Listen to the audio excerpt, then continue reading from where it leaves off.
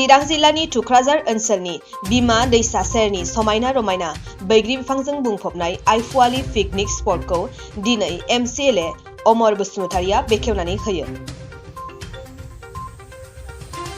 Picnic स्पटखौ बेखेवनायनि उनाव MCLA बे picnic स्पटनि गेजेरजों ओनसोलनि खामानि गैजायै लाइमोन एबा रायजो राजाफोरा थांना थानायनि थाखाय राहा लामाखौ मोननो हायो होननानै फोरमायो। गुबुन फारसेथिं बे पिकनिक स्पटनि बोसोनगिरि बगला नार्जारिया हारिमु मोनाबिलिनि गासैबो लाहार फाहार खालामनाया थागथियारि जाखाबाय होननानै फोरमायो। बे हारिमु मोनाबिलियाव मोनसोम बर'जों लोगोसे फावखुंग्रि अनसुमै बर' आरो गोबां मोसाखावरि हानजाफोराबो बाहागो लागोन। मिडिया गिबियावनो नोंथांमोनखौ हामबाय होग्रोयो। मानोना दिनैनि बे पिकनिक स्पटखौ बोखांनायाव नोंथांमोननि बिहोमा दं बा नोंथांमोना जोंनि बे ओनसोलाव माबा मोनसे बायरानिफ्राय मानसि लाबोनायनि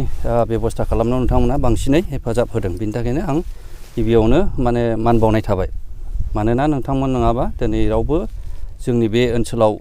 बेबायदि समायना मिथिंगाजों बुंफबनाय जायगा दं बेखौ मिथिनाय नङामोन। बिनि थाखाय नोंथांमोनखौनो आं गिबियाव बाख्नायग्रोनाय थाबाय। दिनै आं गोजोननाय मोनदों जे बे आइफ'आलनि बिखायाव आरोबाव दिनै मोनसे पिकनिक स्पट आइफ'आल पिकनिक स्पट होननानै दिनै बेखेवबाय। दा बेखौ बयबो दिनै मोजां मोनदों बा इउटुबफ्रावबो नुनानै दिनै बिभिन्न जायगाफ्राव बेबायदि जोंनि बे ओनसोलाव दिनैहाय बायरानिफ्राय फैनाया सुरु जागासिनो दङ। बेयो जोंनि मोनसे गुड साइन मोजां। आरो जोंहा बे ओनसोलाव सान्थि जानायलाय बयबो जायगाखौ नायनो लुबैयो। आरो जोंनि बे जेनाखि जारिमिनारि जोंनि बड'लेण्ड बे बड'लेण्डखौ बयबो बुहुम बिखायाव मिथियो हिसाबै दिनै सान्थि परिबेस फैनायलाय दिनै बेफोरबायदि हाबाफारि लानाया जोबोद मोजां। मानोना बायरानिफ्राय फैनानै बेखौहाय मोनसे गोजोननाय बा बेरायनाय बे मोनसे स्पटआ नांगौ। फारसेथिं आं बेखौ लुबैयो जे जोंनि यां जेनेरेसन इयुथ्सफोरा बेहाय गोबां खामानि बा इनभल्भ जानानै गावनि थांना थानायनि मोनसे राहाखौ मोनो। दा फारसेथिं आं बेखौनो लुबैयो जोंनि गेजेरावहाय सान्थि फैबाय हिसाबै जोंनि सिकिउरिटि बेलाया जोंहा जथेस्थ' दङ। दा अकल जोङो पुलिस आरो मिलिटारिनि सायावहाय जोङो सिनारनानै थाबा जानाय नङा। जों साफ्रोमबो इयुथ्सफोरानो दा सांग्रांथि जानांगोन बा जोंनि ओनसोलाव माबा मोनसे गाज्रि जानाय बेबस्थाखौ बा गाज्रि जानाय सिटुवेसनफोरखौ होबथालायनांगोन। दा बेबायदि होबथालायनायनि गेजेरजों आं दिनै नुबाय गोबां पिकनिक स्पटआ दिनै मोजाङै मोजां जालांगासिनो दङ। आरो लाइमोनफोरा दिनैहाय बे सान्थिखौ लाखिनायाव आरो बेखौ रायजो राजाखौ सिकिउरिटि होनायाव दिनै ओंखारबोदों। दा बेयो जोंनि थाखाय मोनसे मोजां। दिनै बे आइफ'आलनि जेनाखि ब्रिज मोनसे दङमोन बेबो हाबायखौनो लादो बारा गोबाव गैला आरो हायोब्ला साबसिन जागोन। आरो दिनै बे ओनसोलखौ आं दस्रानिफ्राय दिनै बेवहाय एसे डिफारेन्ट नुदों जे जोंनि बे ओनसोलाव बैग्रि बिफाङानो बेजों बुंफबनाय। दा बे जायगाया एकदम बैग्रि बिफां गोजा जायखौ जों गोदो गोरलै समाव जों बैग्रि बिफांनिफ्राय जों फिथाइ जायोमोन। जोंनि बर'फोरा बेबायदिनो माइ हाखांनायनि उनाव बा बेबायदिनो मोनसे ज' थांनानै मोनसे बिफां बैग्रि सिङाव जानायनि जोंहा मोनसे नियम नितिबो दंबोयोमोन जाबोयो जों मथा मथि। दा बेखौ जोङो नुदों जे बे बैग्रि बिफांखौ बेयावल' नुगोन दस्रायाव नुनाय नङा। जेरै मोनाबिलियाव खैरो बिफां आरो नैबे आइफ'आलयाव जों बैग्रिजों बुंफबनाय आरो बेबोफ्रा गोजौ गोजौ आरो जों बे बिफाङा जोंनि मानसिनि थाखाय मोनसे साया होयो जिरायनानै थानो थाखाय आरो जों मोनसे पिकनिक बा लावखार ओंखाम जानायनि थाखाय मोनसे जायगाफोराबो मोजां जिरायनानै जेरै सान्थियै सान्दुंनिफ्राय रैखा मोननानै सिङाव जिरायनानै जानो हानायनि मोनसे परिबेस दङ। दा बेखौ आं जोबोद गोजोननाय मोनदों। आरो फारनैथिंबो दै बोहैनाय जों नुयो ओरैबो आरो बिमा आरो ओरैबो थाख्लाय बिनि गेजेराव बे जायगा जानाय। आं खावलायो जे बेफोरबायदिनो जायगाफोराव गोबां जौगाथाया फैथों आरो गोबां इयुथ्सफोरा बेबायदिनो एसे थांना थानायनि बेबस्थाखौ मोन्थों आं बेखौ आसा खालामो। नट अनलि बे आइफ'आल दस्रायावबो जादों आरो जाबावथों। मानोना जों फकास खालामनि जोंनि जायगायाव जे मोजां मोजां सिनारि दङ आरो मोजाङै जोङो जे जोंनि ओनसोलाव बायरानिफ्रायबो दा फैनो हासै। जों बे कनसेप्टखौ लाबोनि बायरानिफ्राय जों फैनो हानायखौ जों बांसिन मेजर खालामनि। जोंहा मोनसे लावखार ओंखाम जानाय जोंहा मोनसे हुदा दं बोसोराव खेबसेबाबो जों बयबो थाङो बा न'खरै थाङो सोरबा गामि ओनसोलै थाङो सोरबा बोराय बुरैफ्राबो गारि भारा हमनानै फैनायनि बेबस्थाखौ खालामदों। एसे समस्थिनि गारजेन हिसाबै आंनावबो गोबां बोरायफ्रा थैसि खेबसे सारा आंखौ लां अबेबा जायगायाव होननानै बुंनायनि मोनसे प्रप'जाल दं। जोंबो बेखौ खालामनांगोन। थ' बेबायदि बोराय बुरै बैसो समाव सेंग्रा सिख्ला बेरायनाय जोंहा मोनसे हुदा दं हिसाबै जोंनो जायगा नांगौ दा जायगाखौ बेखौ बेखेवबाय दा बे जायगाया जोबोर मोजां आं बेखौल' खावलायदों आं जेब्लायबो बुङो जे गाव गावबागाव डिसिप्लिनखौ गाव गावबागावल' मेनटेन खालामनांगौ बेवहाय जेबो उसुबिदा फैया सोरबाया नोंनि माखासे लामाजों थांबाय थानाया डिस्टार्ब दा मोनथों आरो मोजाङै मोजां थांफिननो हाथों जों बेखौल' आसा खालामो जों नुयो मुलुगफ्रावबो गोबां पिकनिक स्पट दङ गोबां दङ दा बिसोरबो बिथांमोनाबो बेबायदिनो गाव गावबागावनि जायगायाव माखासे सान्थिखौ लाखिनानै आरो गावजों गाव निरापत्ता होलायलायनानै गावजों गाव सोरबाया लामायाव गोग्लैना थादोंबा मोजाङै मोजाङै थिनहरनाय बा अबावबा माबा मोनसे एक्सिडेन्ट जादोंबा फार्स्ट एड बेफोरखौ लकेलिटि मानसिया एसे साबधानै लानानै हेफाजाब होलायनांगोन आरो दा जोङो नुयोब्ला ससाइटियाव बे गाज्रि नङा थ' जोङो बेखौहाय मोनसे माने इक'नमिक जेनेरेसन जों बेखौ लानांगोन जों पजिटिभ कनसेन्सआव जोङो लानांगोन दा जों समाजाव जोंनावहाय मोनसे फोथायनाय दं जे पिकनिक स्पट खुलिब्लानो दे बे गाज्रि जागोन बे नङा आसलथे नोंनि साननाय हनाया मा बेसो बेरखाङो जुदि गाज्रि जानायनि मोनसे कनसेप्ट दङब्ला जौ लोंहैगोन आं बेहाय उन्दुग्लिना थाहैगोन ओरै खालामहैगोन ना सां कनसेप्ट दङबा बे दावगानाय नङा बेनि कनसेन्सआ मा जों बेवहाय खेबसे टाइम पास ओरैनो जयै फ्रेन्डशिप जोङो थांनोसै जों अवेरेस जों बायरावहाय जों एन्टि ससियेल एलिमेन्टजों लोब्बा जास्लाय जों खेबसे बेरायनानै मोनसे फ्रेस जानानै फैनि दा जोंनि ससाइटियाव मोनसे बेनो दा साननाय हनायफोरखौ जोङो सोलायनांसिगोन जोङो बै समाव जोङो बेबायदि साननो हानायनि जोंहा मोनसे परिबेसबो गैयामोन नालाय दा बे परिबेसखौ जोङो लाबोनि दा जोंनि गेजेरावहाय आवगोलनि जेनाखि आन्दलनजों फैनाय जोंनि मोनसे हाबा आखु आरो जोंनि जेनाखि ससाइटिनि केरेक्टारिस्टिक्स आखल आखु जों बेखौ सोलायनानै मोजां स्टेप्सआव थांनानै आरो मोजां मटिभेट खालामनानै जों यां जेनेरेसनखौ बै मोजां लामायाव जों लाबोनो हागोन आरो बे पिकनिक स्पटखौ आंनि बायदिब्ला बा आंनि पार्सनेलब्ला बेवहाय जेबो गाज्रि गैया वेरेस जों बेखार मानसिफ्रा बेवहाय एसेब्लाबो इक'नमिक सर्स मोनगोन आरो बेखौ मोनोब्लासो मानसिफ्रा गाज्रि साननाय हनाया खमायलांगोन सार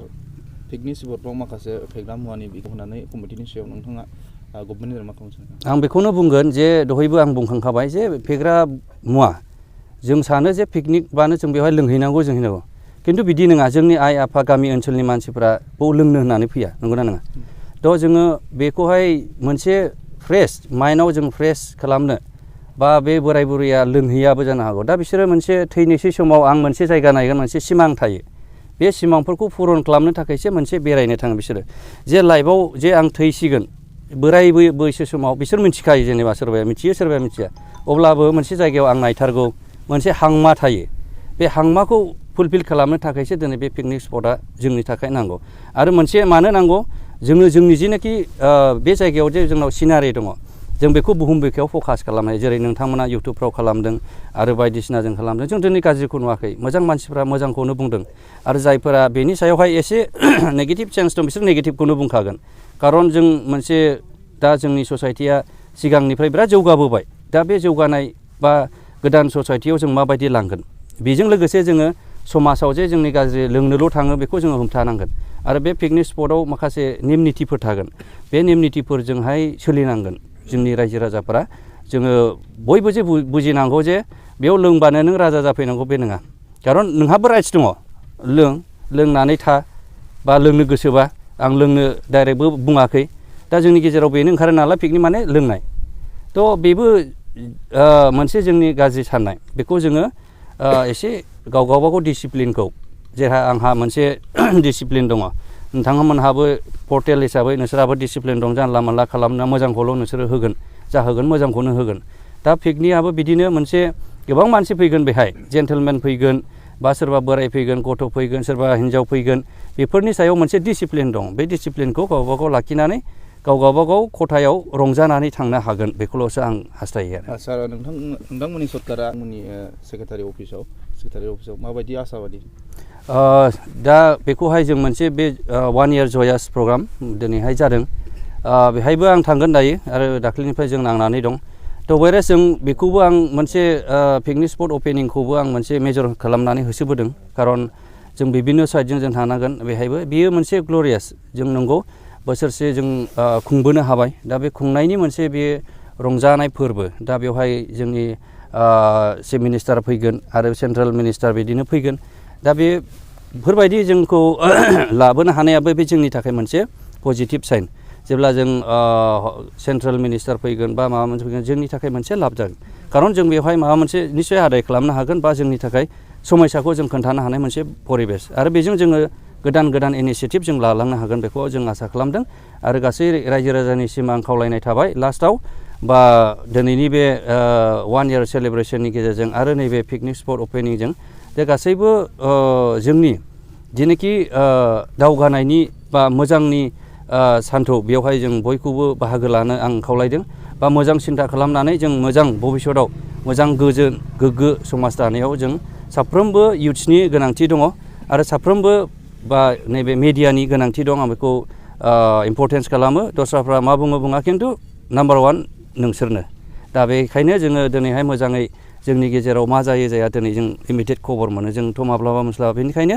दिनै गासैखौबो मोजां साननायनि लामाजों मोजाङै आरो आवगायलांनो आं खावलायनाय थाबाय आरो फैगोन बोसोर गोदाननि गासै जोंनि बिटिआर हालामनि रायजो राजानिसिम गोजोननाय हरग्रोनानै आं दिनैनि बे पिकनिक स्पट आरो 1 year सेलेब्रेसननि फालिनायजों बयनोबो उइस होनानै आं दोननाय जाबाय गोजोन्थों खालामबाय नोंथांमोना आइफ'आल पिकनिक स्पटखौ मा हाबाफारि दं दिनै गिबियावनो साफ्रोमनिसिम रायजो राजा आरो इउटुबारफोरनिसिम आङो गोजोननाय हामलायग्रोनाय जाबाय थ' जों दिनैहाय हाबाफारिखौ लानाय जाबाय बे लानायानो फार्स्ट अपेनिं हिसाबै जोंहा सार सावरायग्रा फैबाय आरो बिथाङा जोंनोहाय गिबियावनो जोंनो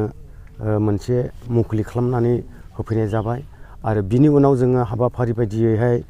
जोङो दायो मोनाबिलिनि 5 बाजिनिफ्राय अर्थात 5टानिफ्राय ओरैहाय स्टेज खोंजोबनाय जाखाबाय आरो बेफोरखौ गासैबो हाबाफारिफोरखौ मावजोबनायनि हाबाफारिफोरखौ जों लागासिनो दङ आरो जाजोबखाबाय साउन्ड टाउन फैजोबबाय बे हाबाफारिया जाहैबाय दा 5 बाजिनिफ्राय जानो गोनां जोंहा मोनसे मोनाबिलिनि नाइट दङ हारिमु मोनाबिलि दङ दा बेवहाय आलासि महरै फैगोन मुनसुम बर' आरो अनसुमै बर' बेनिफ्राय इन्टारटेनमेन्ट होननानै बुङो ओमफ्राय बिनिफ्राय गोबां क'क्राझारनिफ्राय मोसाखावरिफोर हारिमुनिफ्राय फैगोन बिथांमोना आरो लकेलिटि एसे दंबावो आरो टिकेटखौ जोङो 50 थाखा लानाय जादों सासेयाव नोंथांमोननि पिकनिक स्पटआव रंजानो फैनाय सुबुंफोरनि फिसखौ बेसेबां लानाय जागोन गारि भारा आरो एन्ट्रि फिसखौ बेसेबां लानाय जागोन दावबायारिफोरा बेवहाय नुफैगोन जे गिबियावनो जोङो नैबे आइफ'आल ब्रिज बे ब्रिजखौहाय बिथांमोना बयबो मिथिजोबगौ गासैबो मिथिजोबगौ आरो नैबे जोंनि नैबे आइफ'आल ब्रिजनि खाथियावनो थानाय जोंनि मोनसे पिकनिक स्पट जोङो आइफ'आल कमिटिया बानायनाय जादों आरो बेवहाय गासैबो बैग्रि बागान ओमफ्राय ओरैबो आइ दै ओरै थाख्लाय दै बेयो मोनसे गेजेराव दिप बादि जानानै थादों आरो बेवहाय दहाय एसे सिगां सार सावराय बुंलांनाय बायदि बैग्रि बागानजोंनो बुंफबनाय आरो नोंथांमोनाबो नुखाबाय आरो नोंथांमोननि मिडिया थ्रुयैनो नुजोबबाय गासैबो बैग्रि बागान जाजोब दा बिनिखायनो बे डेक'रेसनखौ बे मिथिंगा सम्पदखौ बयबो रायजो राजाफ्रा नायनो फैयो आरो थांनाय बोसोरावबो फैदों देग्लायबो आरो फैगोन बेखौ जों मिजिंथिदों गासैबो रायजो राजाफोरखौ जोङो गुरैयै खावलायो जाहाथे बेवहाय बयबो रायजो राजाफ्रा लैहोर लैहोर फैनानै बाहागो लाफैयो बेखौ जोङो पिकनिक स्पट खुलिनायनि उद्देश्यआ बेनो जे जों आनइमप्लयमेन्ट इसिसन बा इयुं जेनेरेसन हिसाबै जोङो थांनानै थानायनि बा रांखान्थिनि बेलायाव इक'नमिक्सनि बेलायावहाय जों एसे माबोरैबा दावगानो हायो नैबे बिसयखौ लानानै जोङो बे पिकनिक स्पटखौ खुलिनाय जादों। Thank you